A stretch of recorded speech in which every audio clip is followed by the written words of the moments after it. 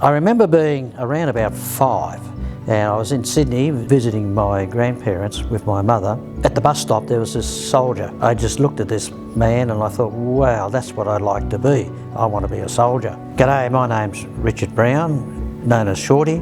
So I did 20 years as an infantry soldier and reached the rank of Warrant Officer Class 2. Served as an Army chaplain for 24 years. I was awarded the military medal on my second tour in Vietnam. And when I was in the school cadets at high school, the regular Army fellow who organised the school cadets talked about Army apprenticeships, and I thought, oh, that's what I'll do.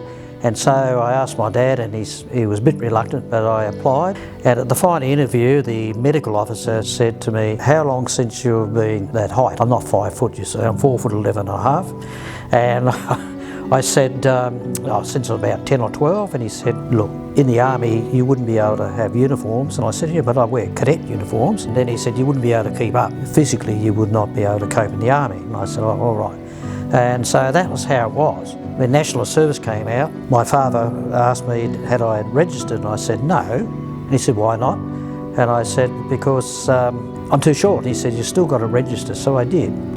And to my surprise, I got a message saying that I had to report to the local doctor in Guyra. So I went there, and there was a stack of fellas there doing their medical interviews. We all met at the pub, the middle pub, and I don't think anybody had any trouble filling the specimen for the doctor. And I remember the doctor, Dr. Williams, her name was, and she said, do you want to be in it? And I said, yes. We did our medical. I said, oh, look, I forgot to measure you. How tall are you? And I said, I'm 5'2". To my surprise, I got a letter saying I had to report to Marrickville Army Camp. My dad said, son, silly boy, they'll have one look at you down there and you'll be sent back home. Being very naive, I had big high heel riding boots. And so I wore those, and that made me look a bit taller, but to my surprise, I didn't worry about measuring me. It was mainly a heart check and dental check, and that's how I was in the first intake in 1965. My hero from the Second World War was Rommel, so I wanted to go to Armour Corps,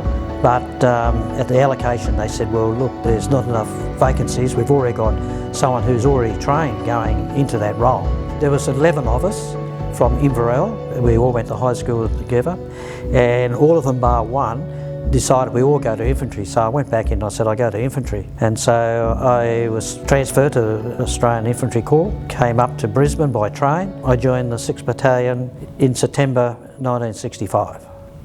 We sort of knew we might be going. We were out on exercise. The company commander said, I've just been informed that we're going to Vietnam. We've been training for virtually a year, and we're going to put this training into action. I was quite excited that we were going to go. We flew to Vung Tau, where we spent over a week acclimatising. Then we were airlifted up to our task force area, and I remember my turn commander saying, Shorty, there's your home for a year. And that was the introduction. There was nothing there, just rubber trees.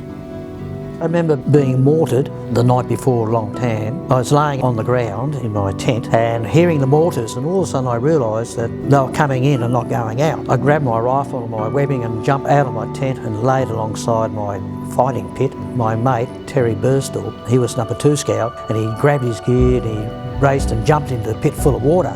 He said, where are you? And I said, I'm not as silly as you, I'm laying alongside. So that was a moment that stuck with me. On the 18th of August,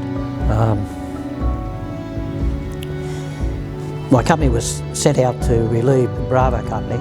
It was pouring rain, and we hear a lot of machine gun firing and firing. There was just bullets flying everywhere and trees being chopped down, and every time there was a bugle call, the enemy would attack from another side.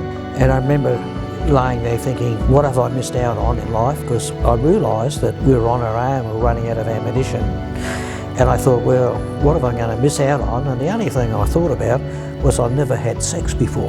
And I remember the company commander coming around, Harry Smith, the rat catcher, we called him. And I said to him, do you think we'll get out of this, sir? And he said, yes, I think so. And he gave me a bit of a wink.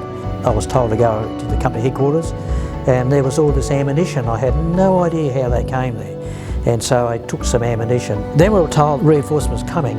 I could see these people moving, and I thought, oh, that's part of Bravo Company coming.